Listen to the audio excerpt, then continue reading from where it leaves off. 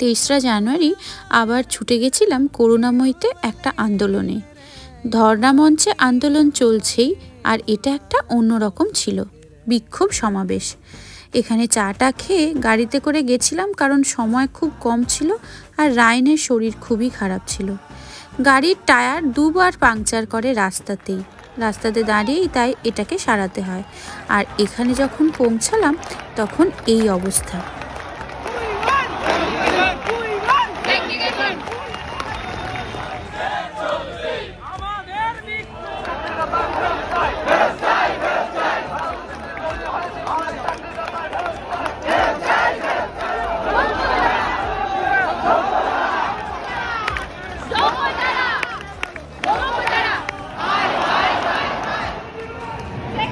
যেহেতু করুণাময়ী গেছিলাম, তাই ফেরার পথে ভাইয়ের সাথে দেখা করে বাড়ি ফিরলাম।